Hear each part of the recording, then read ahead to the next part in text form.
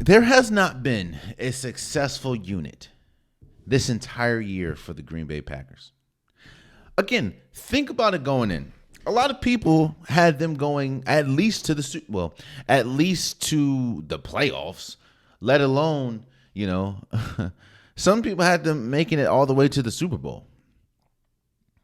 And it wasn't just because they had Aaron Rodgers. Yes, losing Devontae Adams was huge, but again, and I keep saying this, look at what the Green Bay Packers had going for them. They had one on paper. And the Green Bay Packers is a prime example of the difference between on paper and in real life. Just like, what's the team that on paper looked really good, but the 2003 or 2004 Lakers, when they had Karl Malone and Shaq and Kobe and Gary Payton. On paper, that looked good, but then they played the game.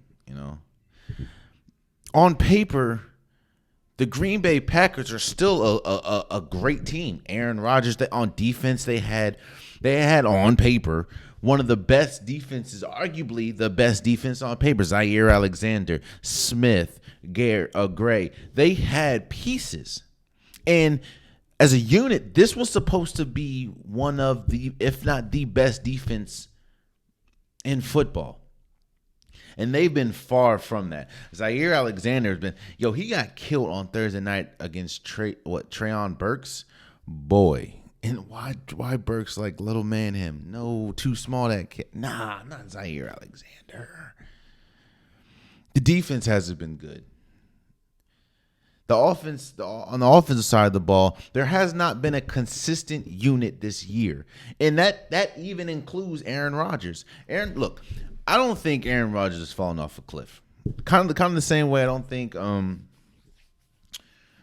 Russell Wilson is falling off the cliff. I don't think Aaron Rodgers is falling off a cliff, but he has not been consistent. Now you can attribute that to, maybe because the offensive line has not been that good. Maybe the wide receivers haven't been that consistent. Whatever it is, Aaron Rodgers has not been consistent. There were multiple passes on Thursday that Aaron Rodgers should have hit.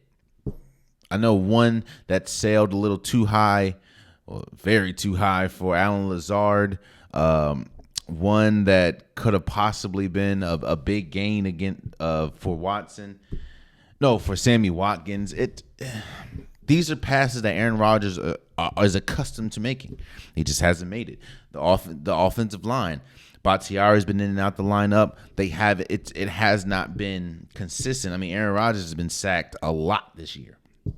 Now, a lot of that could be to Aaron Rodgers holding the ball a little long, waiting for wide receivers to get open, but they've been sacked a lot. And the wide receivers, I mean, it's pretty much been talked about all year. It's a young group. Watson, Rodgers, he's out with injury right now. Allen Lazard, a lot of people thought Allen Lazard was able to propel himself to be a number one, which he clearly hasn't been. Watson, he's came on these last two games, but he hasn't looked like the top second round draft pick that he's supposed to be. It's just, this is a colossal failure, and I say that because they're 4-7 right now. And I think they have a 6% chance of making it to the playoffs. This season is over. And here's the question that I have. Even in that 6%, right? Imagine they hit that 6%. Yes, they have Aaron Rodgers, but do you think this team can make a run in the playoffs? Now, a lot of people attribute runs or attribute teams to quarterbacks, which rightfully so. That you're only as good as your quarterback, honestly. And we're talking about this. I was thinking about this with Tom Brady and the Bucs, because of course they're more than likely going to the playoffs, and they'll have to face maybe a Daniel Jones or a Kirk Cousins or a Geno Smith. And I'm like, Well, yes, those teams, the Vikings, the Seahawks have been better this the majority of the year. The Giants clearly have been better. But who would you trust? Tom Brady or Daniel Jones? Tom Brady or Geno Smith? Tom Brady or Kirk Cousins? But then I think about Green Bay. And it's almost impossible for me to do that with Aaron Rodgers, not because Aaron Rodgers is bad, but because everything I've seen this year from the Green Bay Packers. Now, yes, the Tampa Bay Buccaneers have not been good. Their defense has been inconsistent. Their running game has been non-existent. And Tom Brady has, even though he is like second in lead in passing yards, he has not been good. But we've seen flashes when they look like they can be the team that a lot of people thought they were going to be this year. Green Bay has only had, 2 games like that. And that was against the Bucs. But even though they had 1 game like that, because even against the Bucs, the offense was anemic the second half. It was the defense that carried them. And the Bucs aren't that good, I'm trying to tell you. The 1 game that Green Bay looked incredible this entire year was against the Cowboys. And you can kind of attribute that win to poor clock management, poor play calling from Dallas. I don't know. A lot of people saying you should trade Aaron Rodgers. No.